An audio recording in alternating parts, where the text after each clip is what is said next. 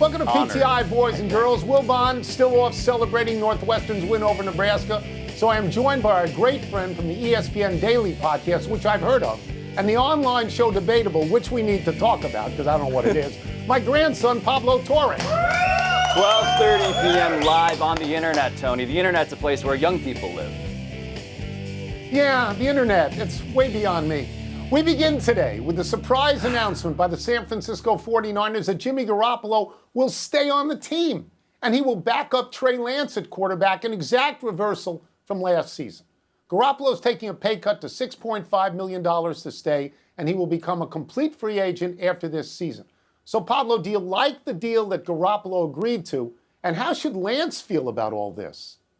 I love the deal for the Niners, Tony. I believe Trey Lance should probably come to terms with the fact that, yes, this all has the feeling, admittedly, of a prenuptial agreement, right? Like, there's no romance here. It's simply the idea of what happens if this doesn't go well in the way that both of us hope, right? I know that Kyle Shanahan has everything riding on Trey Lance. I have no doubt that he wants him to succeed.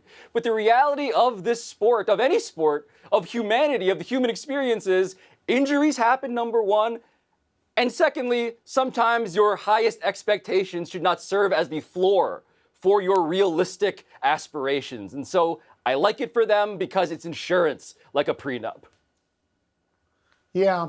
To answer the original question, I don't really care about the Garoppolo contract. That's his business. Clearly, he had shoulder surgery. A market for him did not develop. If he's healthy this year, he's probably in better shape next year as a complete free agent. But if I were Trey Lance, I would feel baffled by this, and I would be incensed by this. You're telling me you said you were getting rid of this guy so that I could have this position. You were going to ship him thousands of miles away so I did not have to see him every single day. You humiliated him publicly, which he probably thinks is my fault, and I'm responsible. And now you're bringing him back, and maybe he's going to take my job. What are you doing to me? You drafted me third. You moved up to draft me. Yes, what are you doing to me? Picks. Tony, I don't know if we've ever discussed a story that more clearly reveals the two different ways that you see the world and I see the world. You, of course, see this as an existential threat. Meanwhile, I'm the backup here on ESPN2, getting any scrap I can get off of the big kids table. So I understand. You see this as an insult. I see this as just the pragmatic reality of a sport. Okay, so I get that. But let's go back in recent NFL history for a second.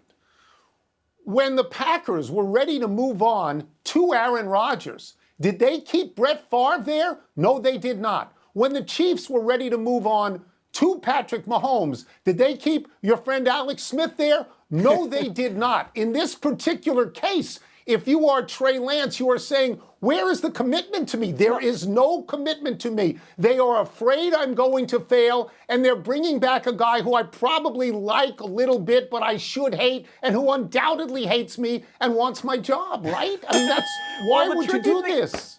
The tricky thing about this, Tony, is because of the dynamic from last season where they were in reverse order, right?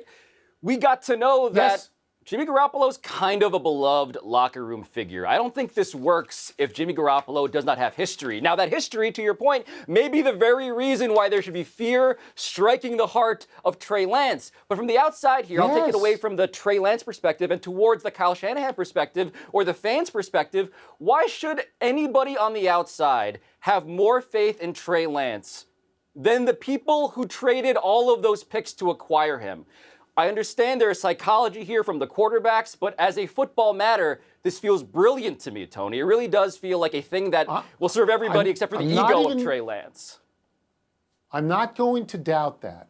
All I am suggesting to you in this case is it was the 49ers who initiated all of this. It was the 49ers who cast adrift Jimmy Garoppolo and said at one point, is he still here?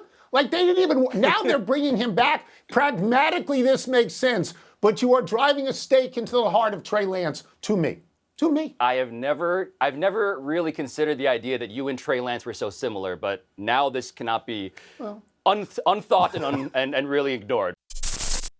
Thanks for watching ESPN on YouTube. For live streaming sports and premium content, subscribe to ESPN+.